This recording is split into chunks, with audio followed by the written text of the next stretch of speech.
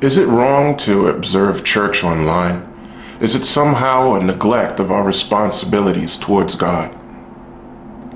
The debate has been ongoing for some time concerning whether it's appropriate to attend church online as opposed to showing up in person.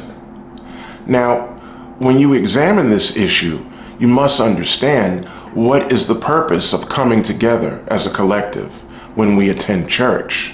The purpose is to be edified, to receive spiritual instruction, and certainly there are other benefits in terms of being around others that are seeking the same thing. It's like iron sharpens iron. You feed off of the energy and the intents of each other. However, Christ did say, if you have two or more together, that he would be present. And watching online seems to satisfy that edict. And when you think about it, what's being achieved is a positive. Through having online services, one is able to reach people further away than their immediate locale. And it does enable others to attend service and watch service when they would have had difficulty getting there otherwise. Yet and still, people make the claim or the argument that there certainly is a noticeable decrease in church attendance, and they attribute that to the fact that many are watching online. I disagree with that premise.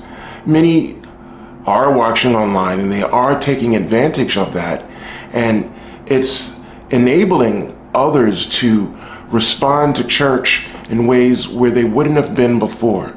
Perhaps they're timid and showing up for the first time, and they're able to get a sense of what takes place at church, all the while experiencing that instruction. That the spiritual growth can still take place. The spiritual feeding, if you will, is still taking place, and that is the spirit of the law, the intent of the law, for us to come together in an assembly, a sacred assembly at that, still holds true, and that is still being accomplished, where people can learn and have their minds transformed and become more like God, even via online services.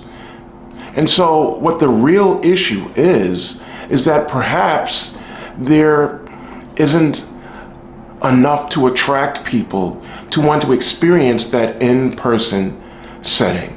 And many have sought to engage in incentives to get people to come. Maybe it's food after service, or it's music that's high quality.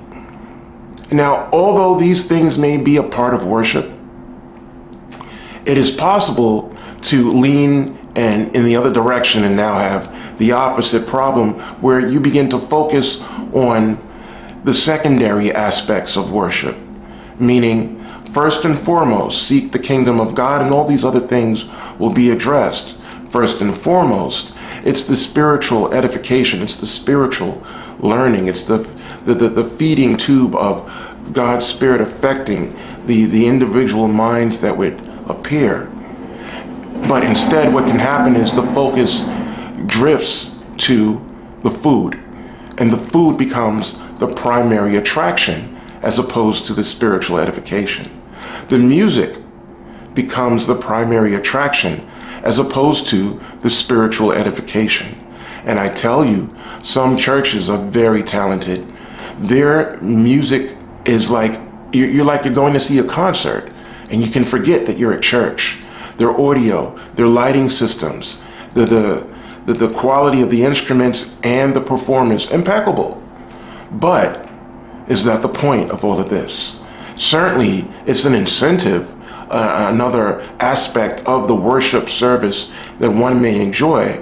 But again, first and foremost is the spiritual edification. And when you think about it, do you think the NFL has ever had a meeting and they discussed or proposed that, hey, if we televise the Super Bowl, nobody's going to show up to the stadium to watch the game?